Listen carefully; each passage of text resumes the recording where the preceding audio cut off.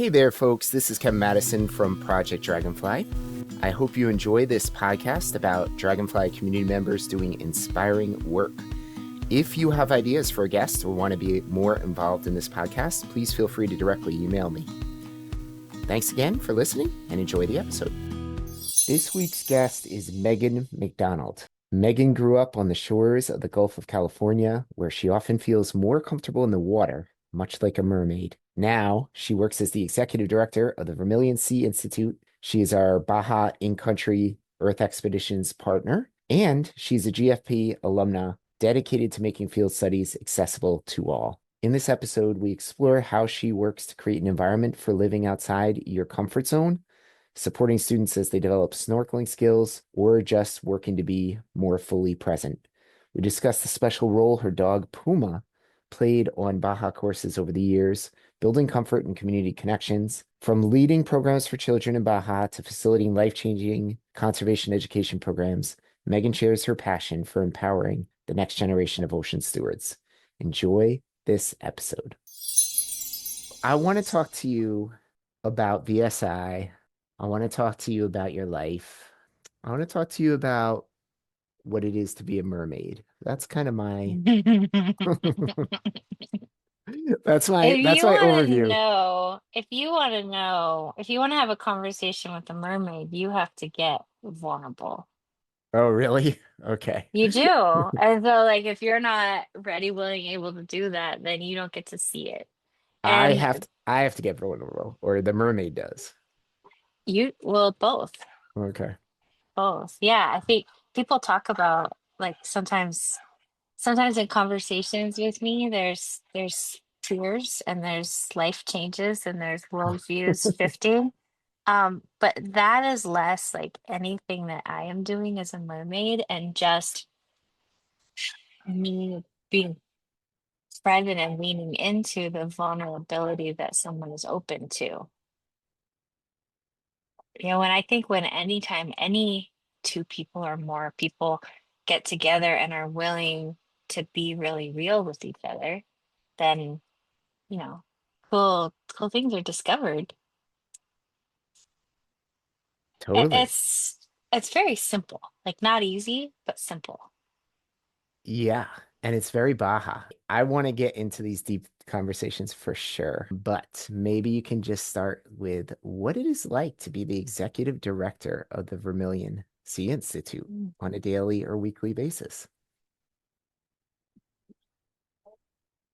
I feel like maybe starting a little bit more big picture is when you say that I still have, all the imposter syndrome. When my board of directors originally said, like, well, you're doing the job of executive director and wanted me to put that title in my email signature, it didn't feel real. It didn't feel authentic. It didn't feel like the right fit. Executive director felt like something big and important and smart and talented, and it didn't seem like that would be something that would go on to me. And so for a while I was like, well, I'll put director of programs. uh and then eventually, when I find out more about what an executive director's role is and notice, like, yeah, that is actually the work that I'm doing, then I started feeling, more okay with being next to that title, which is Yeah. interesting.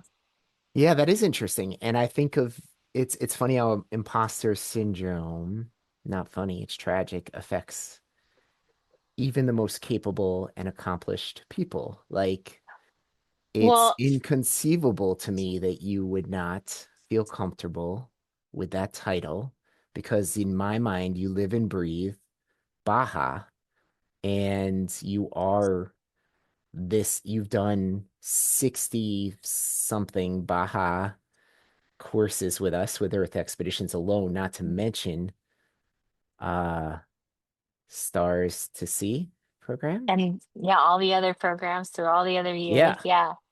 Well, it's interesting. One thing that you said in there was like, even the most talented, amazing people feel imposter syndrome. And I think, and you also called it tragic. And I don't know that I'm disagreeing with that, but I also would think that it's a people thing. I think a person who is conscious of their own self wonders if they're good enough.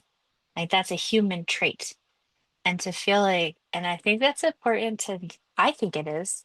So I think it's important to note that so that when we feel normal human emotions, we don't think that we're struggling or something's wrong. Where we can notice that's a normal human emotion and that's Yeah. okay.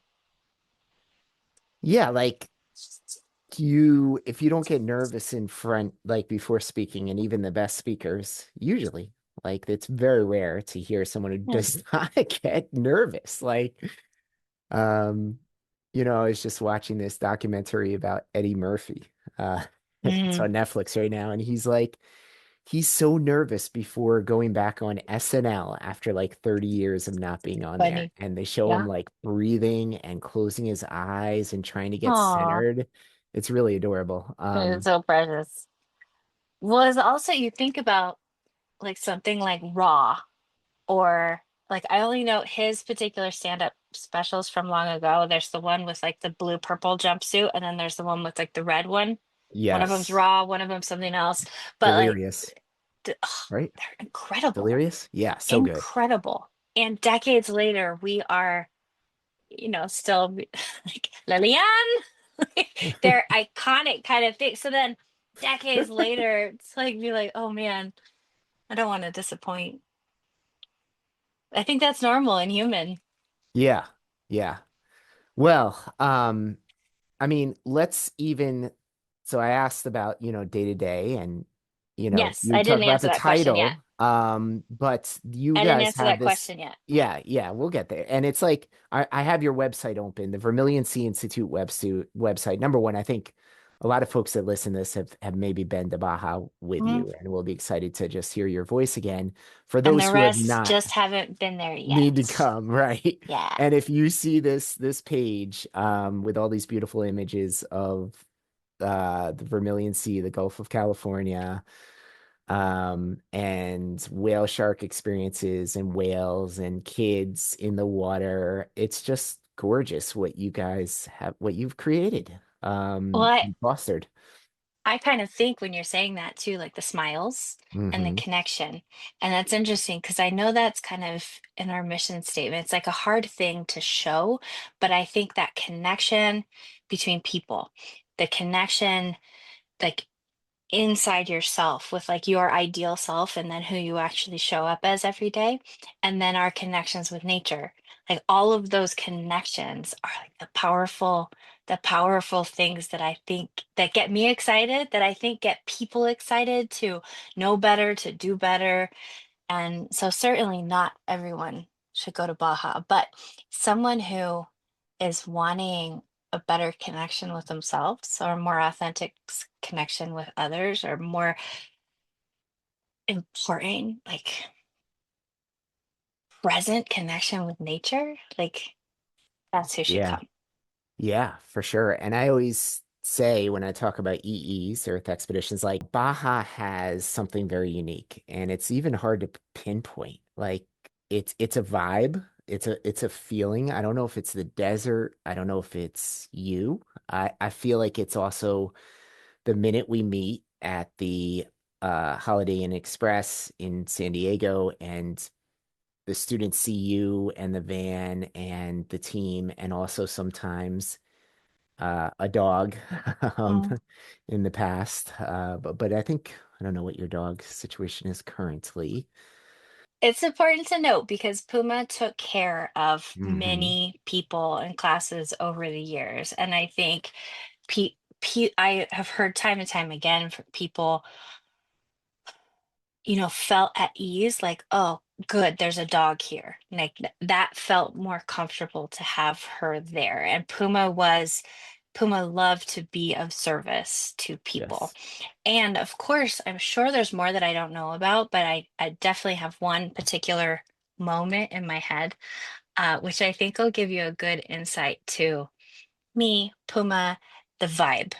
And Hmm. that is that there was a particular woman on an Earth expedition who said who does not like dogs, is not okay with dogs, and was upset that this dog was there. And Puma would often ride, in one of the vans or the other. And I always was very upfront about that. She's always going to be in the gold van. So if you want to select yourself to the other van, that's okay. If you need to self-select yourself into the gold van, like please share that position with others. It's going to be a popular one. And that, wherever you want to, whatever bench you want to choose, that's fine. But anyway, this woman felt very upset that there was a dog on the trip. And I don't think she's wrong, and I definitely understand that, and I empathize for her. And it was interesting. So we had this conversation in the middle of the Mexican immigration office, and she was mad at me. She came at me kind of like, how dare you put me in this position? And I go, I see what you're feeling, and I get it, and I don't think you're wrong at all. And I can see that you're very outside your comfort zone right now, and that is hard, and that feels like growing. And I want to also tell you that at the same time, how neat that is, because every single person on this trip at some point is going to be pushed outside of their comfort zone where they're not comfortable learning and growing, and, come out on the other side of that having learned and grown. Be repetitive. And I said, how cool that you got to have that moment, like in the first 5 minutes, because you're going to be able to use that experience to help one of your classmates. And she looked at me like, you bitch, I which was is wondering if she was fair, going to call you right? out for, yeah. Totally fair. And yes, indeed, that's what happened, right? Like she got to use that experience. She got to Yeah. use like starting out hating me, and then maybe not, maybe she hated me the whole time, who Hmm. knows. But Hmm. no matter what, like, we don't always find satisfactory conditions in the world. I Right. don't always like what the person in the grocery store is doing. And how do I get to move towards a common solution as a human being in the world with others? Like, those are You fun know, skills. oh my gosh, I love that story. And as you're talking, I'm like, have this hypothesis that Baja's vibe is partially that it kind of breaks some rules for people Mm. on how the world works. Like when folks see you with this dog on the first day, when Puma is around and trots into the hotel lobby, is such a well-behaved dog, and Megan knows the people there at the hotel so well, and they love you so much through the years. And people are like, oh my God, this is so cool, but also like, this is different, right? Not normal, right? Yeah. And Well, we talk, then, yeah, whale swimming with whale sharks, like yeah, that is the ultimate, right? Or sleeping not in the normal. desert, not I don't know. normal, Yeah, like yeah, scorpions are around, right? Like, yeah, so yeah, I just, I think all of our Earth expeditions have some of those things, but yeah, I feel like Baja really exemplifies that kind of like, yeah. you're Well, gonna do here things. Yeah. I get to be kind of a neat bridge. I think about this in different ways. And in the community, like I'm this bridge because I have, some background with higher education. I did that Right. in quotes, higher education in the United States, but also, I've always been home in Baja California. And as a kid, like that's where my Mhm. culture is. And so I grew up really feeling very Mexican and then looking very white. And Yeah. so that I think is kind of a partially of an interesting thing because we don't necessarily know what's normal to us until we think about that from a different perspective. We realize it's not normal or not normal. It's just kind of really different. For example, and I've learned this about myself too, spending more time in America, spending more time in the US, through the eyes of people on Earth expeditions, I can see what people are taken aback by. For example, when I grew up, all the kids are very much raised by all the people. In this community, if you're at a park and a kid is maybe misbehaving, that you would talk I would talk to that child like it was any human, like, hey, I don't appreciate that. And in America, I see that that's like, wait, don't talk to my kid. What's going on? And then I've seen Earth Expeditions students playing with kids in the park where they're like piggyback rides, and the parents are just maybe off to the side and no big deal. These strangers are playing with my child. And I, so maybe that's a long tangent that wasn't really helpful, but this idea of like just noticing what feels normal to me. What do I expect to find? What do I actually find? And what parts of that might I kind of start second guessing what has been written for me before I came? Yeah. And that different cultural things and being outside of a place where you look different, but it was just normal because you were going down there, right? You were Yeah, going yeah, down to Baja and yeah, living in the area, and you have this connection with, I believe, Bahia, right? For like yeah. decades of your life through, Always by yeah. yeah. So like, and so what was that like? I remember you telling stories of being like a little girl there at the research station. Like, how old were you when you first remember being there? Well, I don't remember not being there. There you go. Okay. And it's like, what is your first memories, right? I Yeah. definitely remember, I am told that I used to snorkel. Like we had my mom had us kids in a house a little far from where the field station was, and I am told that I Okay. used to snorkel myself to the field station.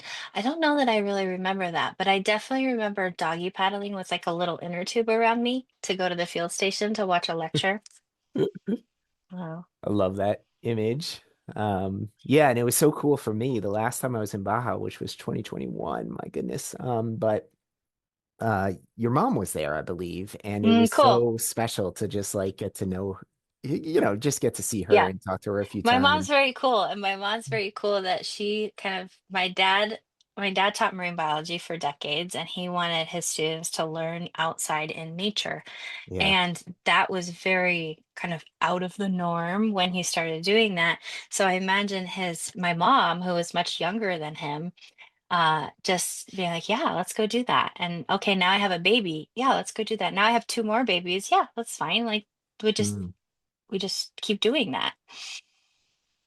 Right. And so you grew up kind of moving up, back and forth from the United States to Yes. spending significant amounts of time Mhm. down there in Bahia and getting to know the community, um, and have kind of built, I guess, your life as in my mind as an educator, probably first and foremost. I don't know if you agree, and then now obviously this director leader position. It's very funny because as a child, people, this probably won't surprise you at all. People always told me I was going to be a teacher. Yeah. I remember so specifically, every teacher I ever had told me I was going to be a teacher. And I definitely remember like setting up school and teaching my brother stuff. But because all the adults were telling me I was going to be a teacher, I was so set on being anything else. I'm Yeah. definitely not going to be a teacher. I will definitely show you wrong. And I still don't call myself a teacher, but I do know now that I am an educator. Yeah. And that's good. And that's good. Well, you also have, and it shows there, that rebellious flair to who you are, right? 100%. And Yeah. that's just part of me. And I don't think that's Mexican or American. That's just like, oh, you said I can't? I definitely can do that. Yeah. And I think that contributes to the vibe a little bit too on Mm-hmm. Baja, because Mm-hmm. it's not something most people are comfortable with, to be Mm. honest. And they Yeah. go on this trip, they leave everything behind for a few days, a week or more, and it's an opportunity to for them to explore that space, but to also see how it's kind of this culture of this experience. Yeah. I'm okay with people being uncomfortable. Yeah. I, I I love comfort. I love being happy and comfortable, but I'm also okay with like if that whatever's happening is a bit uncomfortable, like that woman that I shared with you that was Yeah. uncomfortable with the dogs, like that's I don't have to take it personally that she's uncomfortable and I don't have to fix it. I can witness and hold her hand if she needs a hand to hold while she is learning how to become comfortable in this uncomfortable situation. And that's really important because life Yeah. isn't always comfortable and sometimes and I'm good if people want to definitely follow all the rules or definitely break all the rules. I'm good with all of that. Let's just decide. You know, Yeah. if you Not look at just all like, the options and see yeah. that the following the rules is the one you want to do, perfect. and vice versa. Let's just Yeah. decide as human beings what we want to do. Right. Right. Um, yeah, self-awareness and awareness of the things that are controlling us on a daily basis that we don't even Mm, realize sometimes, you know? mm. Um, okay, so speaking of that, I want to give And some of that is those expectations that you have of yourself or that other people have of you. And that yeah. makes me want to say that one of those things that I tell those people, tell all of our visitors on day one is like, you don't know each other. We don't know, like, I don't have any expectations of you coming into this, which is so awesome and magic because that means you have permission today to show up as whoever you want to show up as. I don't know that you're normally a shy person. I don't know you're normally a class clown. You get to be anything, any version of yourself you want to try out. You get to be with me today. And I promise that I'm just going to meet you as the person you are right in front of me. And that's kind of fun because during the week you get to be like a different version of yourself. And then I think people really appreciate discovering and feeling out different things. You know, I've always wanted to be more vocal about what I need, or I've always wanted to, not say I'm sorry. If someone runs into me, I'm not going to say I'm sorry. I'm just going to say, oh, hello.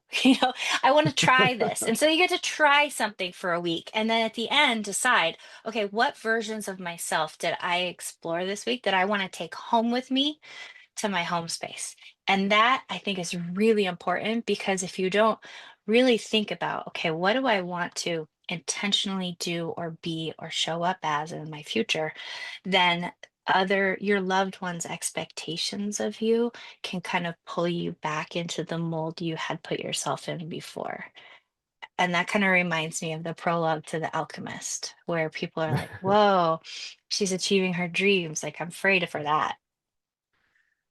I am ashamed to say I still need to read that book. It's been on my list for At my minimum, the yeah. prologue Prologue. is Okay. like one typewritten page, Got it. 8.5 by 11 typewritten page.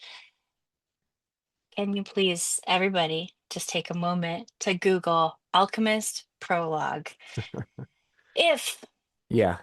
you're thinking about doing something that scares you, if you're thinking about being really yourself, if you're thinking about achieving your dream, this is where you should start. And if that idea scares you, know that that's the first thing he's going to tell you about in that writing. Right.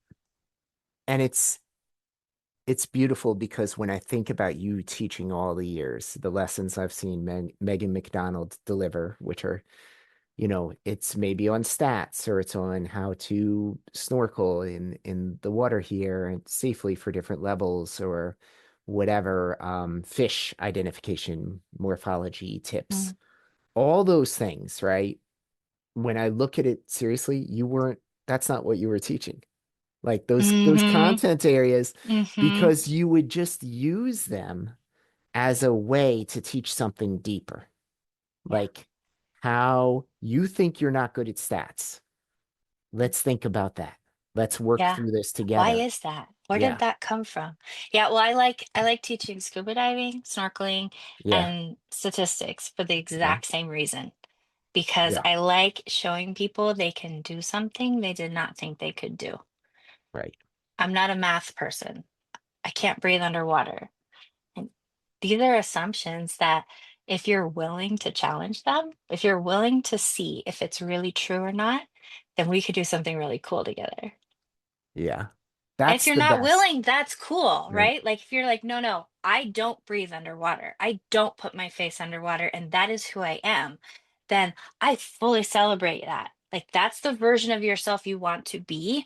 I celebrate that completely because that is you deciding who you want to be. If you're willing, you don't have to be able to do math. You don't have to be able to put your face in the water. You have to be willing to think it's possible. Then we can do some things. Yeah. Love So that. you And don't you that's don't change yeah. from I am not a person who does this to I am a person who does this. You have to spend time in that middle place, which is I'm interested in knowing what's possible, or I am in a process of learning. I am in a process of growing. Right. And I've I have seen never, I have never, I have never been successful in the past with math, but I am willing to find out what's next. Like that's very different from I'm not a math person or whatever. Knitting, totally skiing, I don't know. getting a master's, right? Getting a Or, you master's. know, Yeah, traveling. right. Um, yes. And I've seen so many folks start that day where you work with the people that feel less comfortable in the water. And I remember seeing someone who didn't want to put their face in the water, and I just was like, I'm just gonna walk away because I know by the end of the week, or even if 3 days from now or 2 days from now, there's a good chance. And sure enough, that person is snorkeling and is crying with you afterwards because it was such an amazing experience. No, But that's good. the willingness, the decision making behind Mm. the skill set is key. Mm. Um, One thing I've noticed recently, I think it's not such a black and white, like a this or that. Like I'm either afraid or I'm safe. Like there, mhm. both of those things can be true at the same time. And I kind of noticed that we have some local kids in a community who I was teaching how to swim this earlier this summer. And I had this, this little boy who's like, I am so afraid right now. But I could see that he's also looking at all of his friends in the water and wanting to do what they're doing. So I asked him, okay, on a scale of 1 to 10, how afraid are you? He's like 8. I go, okay. And on a scale of 1 to 10, how safe do you feel? 0. And how much fun are you having? How awesome is this? That's what I said. I said, how awesome is this? He's like, 2. I'm like, okay, cool. Now let's try this thing, right? Knowing that we have this level scared and this level awesome, now try this thing. And then I asked him again, I'm like, okay, what level scared are you? He's like 7. What level awesome is this? 6. Okay, let's try again. And then we can watch those levels change and how powerful for kids and adults and anybody to be able to self-evaluate. Like, I'm this level scared and it's this level awesome. And now I'm going to do something and then notice how that changes. And of Yeah. course, I'm just trying to make a statistics lesson. I'm picturing the chi-squared or Right, is right. this an ANOVA, Kruskal-Wallis? What are we doing What's the here? correlation? Yeah. Yeah. The you had mentioned that in Bahia, I think when you first started working more extensively with the local community, that there was something about, getting these kids an opportunity to get in the water and go out and do some of these things that maybe had been restricted to tourists. Mm, Can you just talk yeah, about what that's all been like? yeah, for sure. Well, I think it was during my experiences with Global Field Program that I first remember being connected with like Richard Louvre. I don't know how to say his name. Louvre. I think, yeah, Louvre. most people say Louvre. Yeah. And this idea of like, how do you expect a kid to care about trees if they've never climbed one?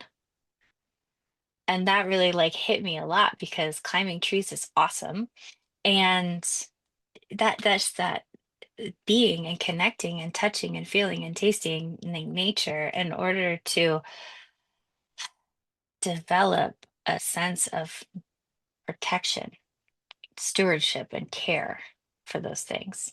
So when I started noticing that there were barriers to entry, the barriers to the water that were invisible barriers that I didn't see or that aren't so obvious, that getting on a boat costs money, going snorkeling means you have a mask and fins and snorkel. Going in the water means that there's someone nearby who has encouraged you to do that because they themselves feel safe in the water. So seeing that there are barriers to entry to just being in the water or seeing what's under the water. How can how can my community care about the marine environment the way that I care about the marine environment if they've never been literally supported by it, like floating in the water or looking underneath? So I think it's just, I feel grateful that I thought to myself, hey, kids around here need ocean. I can help. And then I started doing that. Like, I feel so grateful that I just thought to do that. And I also think not easy, but super simple. Super simple to look around you. If you're out in the wild or you're doing science or you're doing anything that you're passionate about, whatever your vocation or profession is, look around and what children are there who you can invite into the process. Yes. It seems simple, and especially in historically a fishing village, a small Mm, village that now has some other tourist-based income, I believe. And mhm, mhm. but noticing that the children, maybe were not doing these things, going into the water, swimming proficiently in all Mhm. cases. Well, to be fair, I didn't actually notice. I had the idea that if we had empty spots on a boat, why not invite kids out? Oh, I love that. Okay. And Yep. then when I was going to invite kids to come participate, more often than not, the answer is, I don't know how to swim, Ah, or I've interesting. never been in the Yeah, water before. And that shocked me. And so it wasn't that I noticed the lack, it was that I just got stumbled. it. And I thought, So what? invitation led to awareness, led Yeah, to, this program yeah. helping. And I remember going out on those boats and a couple of the kids coming from the community, and I just remember these two girls sitting there on the boat, teens, young teens or so, but taking some selfies and looking so psyched to just be going out to try and see these, whatever we're gonna see, dolphins Yeah, or yeah. um, manta rays or sea lions or whatever. But it was also cool because it's like, here we got this graduate program and we have adult learners, and now we got kids, and you know, and then there's a dog maybe in the program somewhere, and there's just like, it feels community, right? It feels Mm, like community in a way that we're not used to because we segment by age and class and all these things. yeah. And you think liability and you think all these reasons not to invite, and yet you did, Mm, and yeah. now it's my understanding is this program is, I mean, dozens and dozens of kids, right? And some are getting to be adult age now, I'm sure.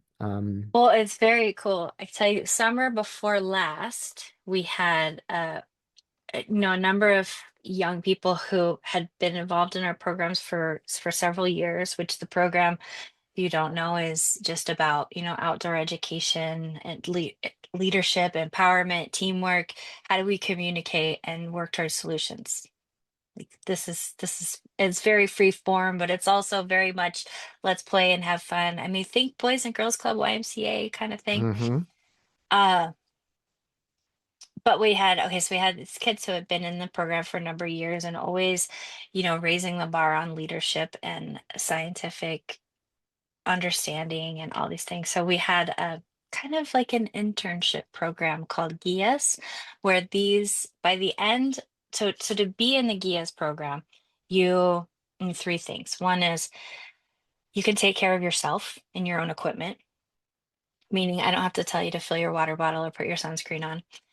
Number two, you are interested in sharing things you care about with others. I might do three or four. Uh, but also you're willing to get better at English, which doesn't suggest a certain English proficiency or improficiency, but you're willing to get better. And so that was the kind of the requirements to entry. And then by the end of the summer, every one of the boats that are going out has a young person on that boat who is happy, ready, willing, and able to be a resource and a support for the visitors, sharing local knowledge, sharing about nature, sharing about the biology, but also helping to get in and out of the boat, being a hand to hold, come this way, here's where a whale shark is, and put your face in the water. So that was very cool. So that was kind of a culminating for that group of kids. And those kids had been involved with this program for a number of years. So now, and this kind of gets into Yeah. like now.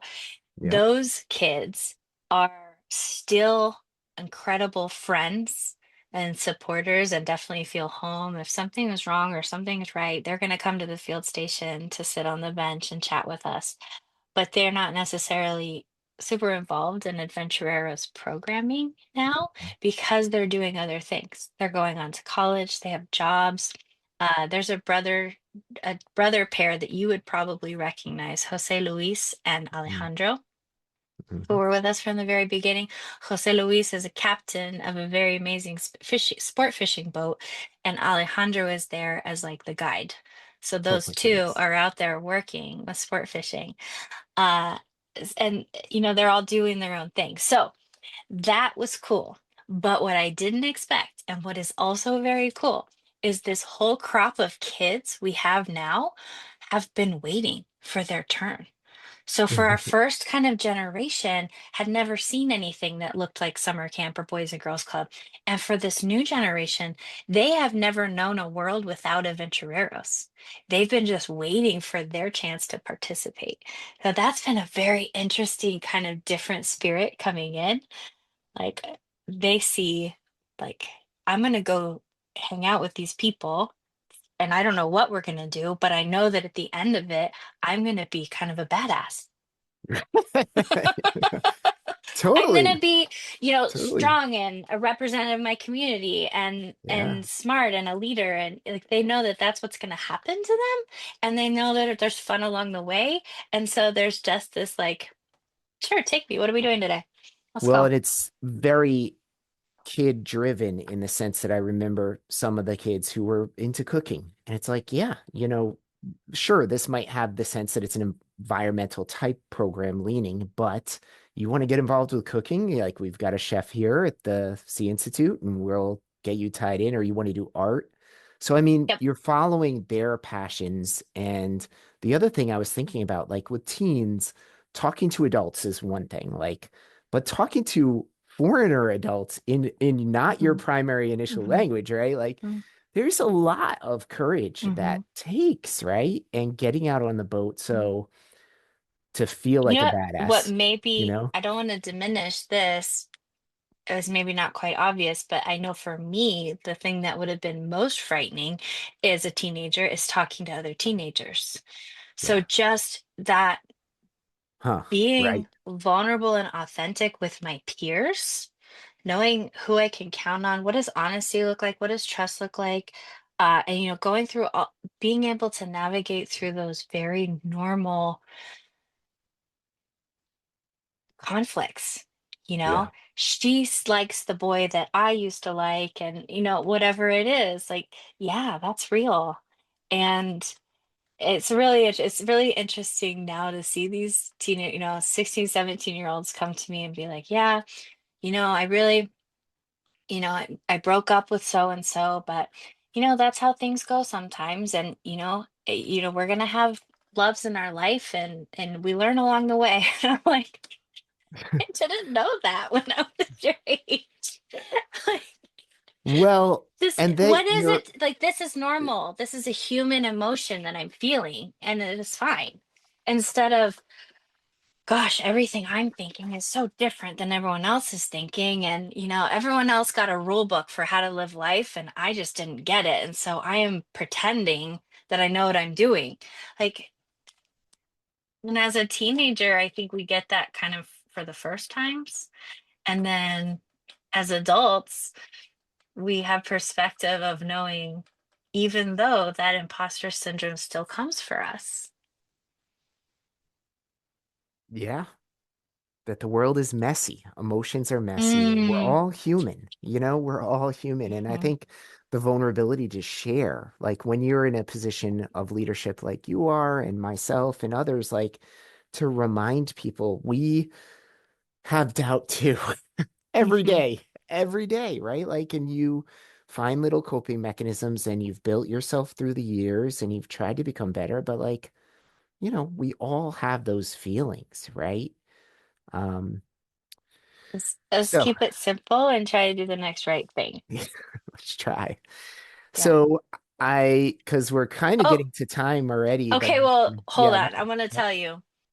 I'll just jump in. Whatever you wanted to talk about. Yeah, yeah. Sorry. What I want to tell you is that I am actually, so my dad, whose legacy I have learned from quite a bit, and who's really incredible guy. He is at the last kind of Hmm. moments of his life right now. Hmm. And he told me yesterday, oh, this isn't me crying, just so you know. He told me yesterday that it's little changes that make a really big change. And he says a really big change is okay because we just do that by doing really little changes. And that's what he was kind of dreaming about and knowing about. Um, and I just thought that was so cool that that's so ingrained in his worldview that now at this phase in life where he is right now, and he has pretty moderate, at least moderate dementia. Hmm. But those things that are really core to who he is and how he is and what he's remembering on his deathbed is connections he made with students. And he's thinking a lot about teaching, and he's thinking a lot about how those little changes add up and lead to big changes. It's beautiful. That's so lovely, and it's lovely you have the time with him. I'm Like, so so grateful for are that. you with him currently or nearby I'm or actually, yeah, I'm actually in Missouri. I've got this okay. amazing Baja background on my Zoom right now, but I am in an RV camped by a lake that's lovely. And it takes me 7 minutes to get to the nursing facility where he is. So I'm back and forth several times a day. And we got here with the people telling me, like, hurry, get here as fast as you can. Oh my And goodness. the leaves were not yet changing. They were just going to, and now they've changed and now they've fallen off the trees. That's how long I've been here. And I'm Yeah. really just enjoying being really present for all of it. Yeah. Well, I wish you all the best with that with him. I went through that last year with my dad, and every moment it's interesting as you get to the end with someone you love. You kind of feel like I've already said all the things, but you can still say them again. And It's still good. and Yeah. honestly, it can even just be I just remember holding my dad's hand, and Mhm. sometimes that's all it is, and just sitting Yeah. together. There's you've already said everything, and um, Mm. but anyway, it Yes. is true. He's made a huge impact Mm. through you and all these courses and the field station, and I think about how you've carried that and Mm. all these people that have been inspired by Baja. It's incredible. It's Like, very cool. yeah. But before we move on to that, I just want to touch on this 'cause I think it's important. Talking about caregiving for a loved one Hmm. or working through that like final stage of life, whatever that is. Um, it also is messy and it also is hard. And also being a caregiver isn't completely taxing and you have self-doubt and there's all the things at the same time. So I didn't want to I am really grateful for all of this and to be present for it, but I wanted to let everyone know that when as a caretaker you're also feeling doubt and despair, like that's also part of Yeah. it and really normal. And And you're guilt. super not alone. Like I would feel, and I think a lot of people feel guilt, like I should be spending more time. I should be doing more. But at the same time, you have your life and other things going on, and your loved one, hopefully understands. And Well, that's what I yeah. would like you and everyone else to take from this is that each day we're looking very carefully about who am I showing up as today, Mhm. trying to do the next right thing, and then give yourself the grace to accept that that's good enough. What I did today is good enough. And then I don't have to judge or feel guilty for what I did not do or, the lofty expectations I set for myself that I did not meet. I'm I'm doing my best and I'm okay with that. I did good enough today. Right. Right. Heaven, Why are we so hard on ourselves? What do we right? Kevin, you did good enough today. And you Thank you, Megan. definitely did good enough with your dad. And it's thank you. Thank you. And yeah, it's we I think sometimes don't even realize what we're living through. Like the moment, all these things happening, you would look back on your life and be like, I wanted to do all these things. I wanted to be there for this person. And you're Mm. doing those things. And sometimes it takes stopping and taking that deep breath and realizing, you know, you've had this huge impact on these areas and like those little ripples your dad was talking about. Um, there's so many more things that the time is going by too fast. But I do just want to maybe one or two last things. But if you could talk about your love of the water and being in the water for you and what that signifies, because I feel like I've never seen someone in the water be so comfortable. And it's really an inspiration, I think, to a lot of people to see you navigate that. What is that like for you, being a mermaid or having that quality to who you Well, are? that's always a process of uncovering and learning about ourselves, right? But I just kind of noticed something that helped me understand everyone else better is that I think for a lot of people, you're out in the world in the dry land and you just kind of feel this feels normal and you're breathing and you're living and you're sitting and it feels normal and you go underwater and it's kind of something like cool and different and you can't help but like be present and it's amazing and what's going on here. And then when you get back to the dry land, it's like you take this big breath, you're like, that was really cool.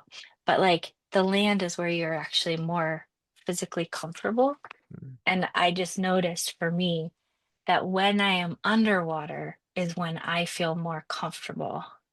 When I'm underwater, that's when I feel like I can breathe, like I am myself, like I am like it's like being out on the land feels like a lot of work. Like I really got to pay attention and what are all these crazy things and who's coming at me and could something bite me? This is how I feel on land. Underwater, I feel like safe.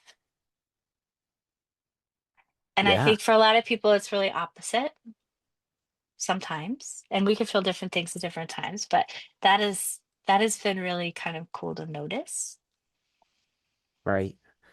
It's But I it's a think portal. It's a little bit of a portal to a different world. I yeah. mean, I know. Yeah.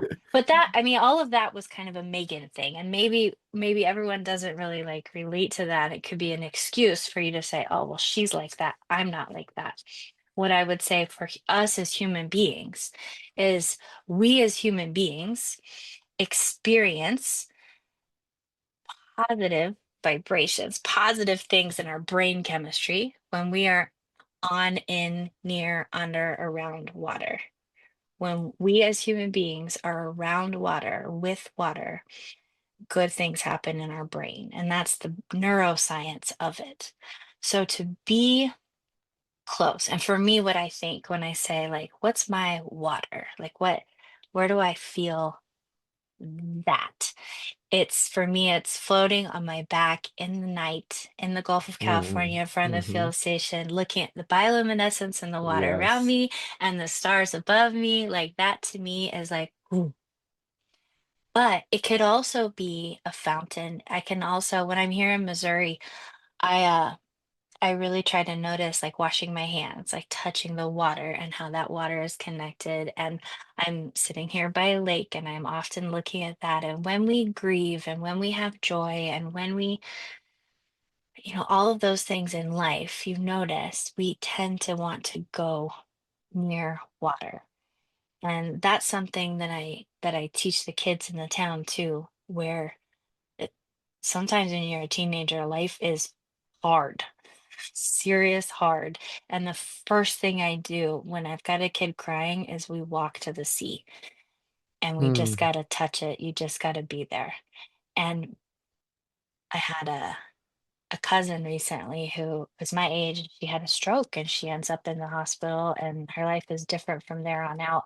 And I did not send flowers, but what I did send was a little water fountain. So even in her hospital room, she has water and she can put her fingers in it. And everyone everywhere has access to some kind of water. And just notice how you feel the difference of your brain on in near around water. Yes, that is And great.